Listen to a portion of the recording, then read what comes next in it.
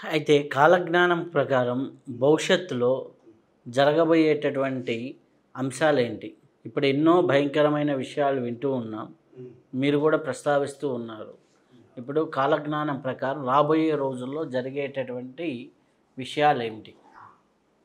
అయితే ఈ కాలజ్ఞానము స్వామివారు 17వ శతాబ్దిలో వ్రాయడం జరిగింది.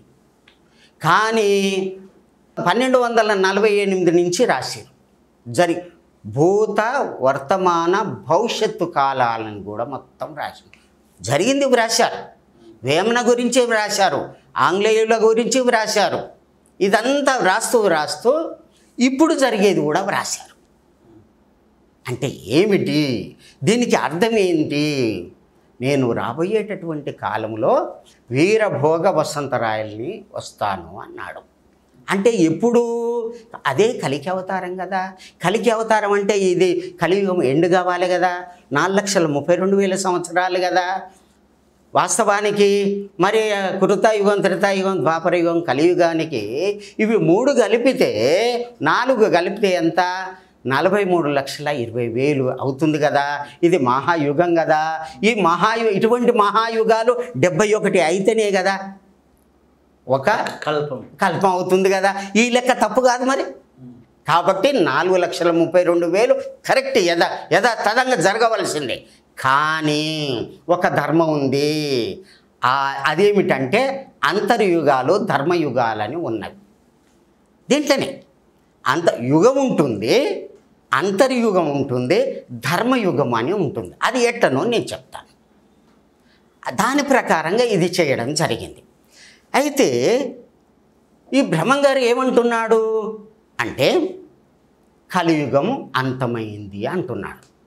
ఇదే విషయాన్ని భాగవతం కూడా 4,32,000 సంవత్సరాలని చెప్తూ కలియుగం అంతాన్ని సూచించడం జరిగింది. ఆ భాగవతంలో ఏముంది, కాలజ్ఞానంలో ఏముంది, భవిష్య మాలికలో ఏముందో అది కొన్ని వాక్యాలలో చెప్తాను స్వామి. మన పరీక్షిత్తు రాజు యొక్క అక్కడి నుంచి మొదలయ్యింది పాలన, పాండవుల యొక్క పాలన. శ్రీకృష్ణుడు ఈ భూమిని వదిలిపెట్టిన కానించి కలియుగం మొదలైంది, కలి ప్రవేశమైంది. ఆయన ఎప్పుడైతే భూమిని వదిలిపెట్టాడో అప్పటి నుంచి కలి మొదలయ్యి ఎప్పటిదాకా అంటే 1900 సంవత్సరాల వరకు భవిష్యత్ పురాణంలో వ్రాయడం జరిగింది. అది ఎట్లా రాసిందో వేదవ్యాసుడు భవిష్యత్ పురాణంలో కొన్ని వాక్యాలలో చెప్తాను. ఎట్లా అంటే అక్కడి నుంచి మొదలైనటువంటి కలి భయంకరమైనటువంటి ఇది కలియుగం 1755కే పెరిగిపోయింది. ఎటువంటి స్థితి అంటే అది చెప్పకూడదు, కానీ కొన్ని విషయాలు చెప్తున్నాను. 20,000 మంది ఉన్నటువంటి విద్యార్థుల్ని హతమార్చారు నలంద. 10,000 మంది అధ్యాపకుల్ని ఘోరంగా హింసించి చంపారు. వాళ్ళు ఏం పాపం చేశారు? లక్షల కొద్దీ, వేల కొద్ది గ్రంథాలు, వేద గ్రంథాలు అవన్నీ కూడా తలగబెట్టేశారు. అప్పటికే పెరిగిపోయింది. జంజం వేసుకున్నటువంటి ప్రతి ఒక్కరిని కూడా దాచుకున్న వాళ్ళనే దక్కిరు, కానీ అందరిని కూడా వాళ్ళని చంపి వాళ్ళ రక్తంలో ముంచి తూకం వేసి యజ్ఞం చేశారు. 1755లో భాగవతం చదవండి, పురాణాలు చదవండి, దాంట్లో వ్యక్తం చేయడం జరిగింది. అటువంటి కలి జరిగింది. అది ఎప్పటి వరకు వచ్చింది? భట్టి విక్రమార్కుని వరకు ఆయన కంట్రోల్ చేసిండు. భట్టి విక్రమార్కుడు ధర్మాన్ని కంట్రోల్ చేసిండు. మన హిందువు రాజు పృథ్వీరాజ్, ఆయన కంట్రోల్ చేసిండు. పృథ్వీరాజ్ చౌహాన్, పృథ్వీరాజు కూడా కంట్రోల్ చేసిండు. కానీ మ్లేచ్చుడు ఆ కలి ఆయనలో ప్రవేశించి మ్లేచ్చులకు ఎక్కువ బలాన్నిచ్చి అతం చేయడం జరిగిందన్నమాట. అటువంటి భయంకరమైనటువంటి కలియుగం అది అసలుకి. ఆ విధంగా జరిగిన తర్వాత భట్టి విక్రమార్కుడు వచ్చిన తర్వాత 3044 జరుగుతుంది కలియుగం. అప్పటి వరకే బాగుంది. తరువాత ఏం జరుగుతుంది అనేది కాలజ్ఞానం చెప్తుంది. అదంతా చెప్తున్నది, వివరంగా చెప్పడం జరిగింది. తర్వాత మ్లేచ్చుల యొక్క పాలన 2000 సంవత్సరాలు జరిగింది. ఆంగ్లేయులు ముస్లింలు, ఆంగ్లేయులు ముస్లింలు.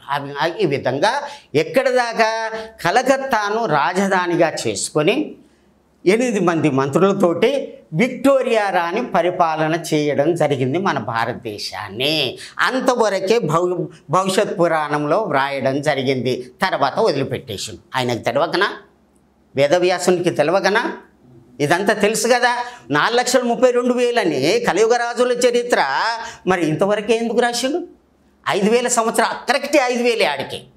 కలియుగం లెక్క తీసుకుంటే 5,000 అయ్యింది. ఆడికే రాసిండు, వదిలిపెట్టేసిండు. అంటే తర్వాత కొంతమంది అంటారు అవన్నీ చింపేసిర్రు తప్పు. అంటే అది కాదు, చింపి వేయడానికి వీలు కూడా లేదనమాట.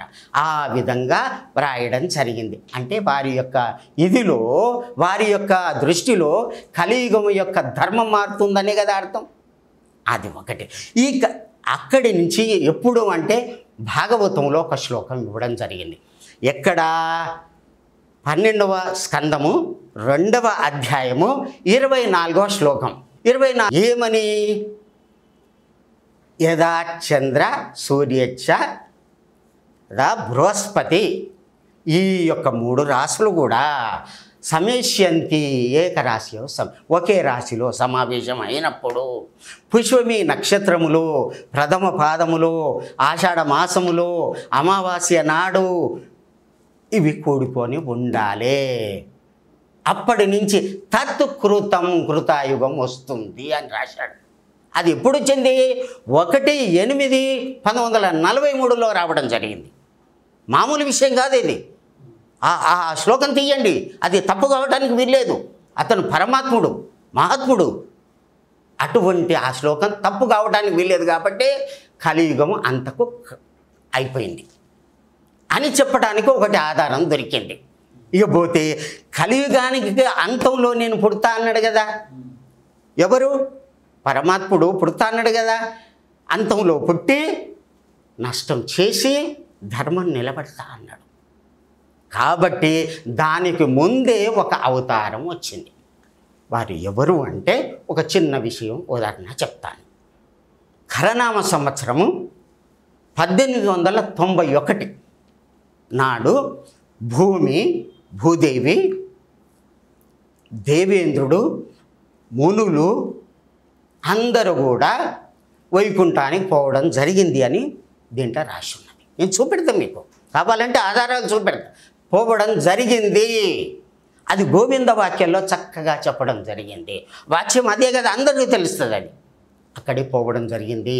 స్వామి, ఇప్పటికే పాపం పెరిగిపోయింది.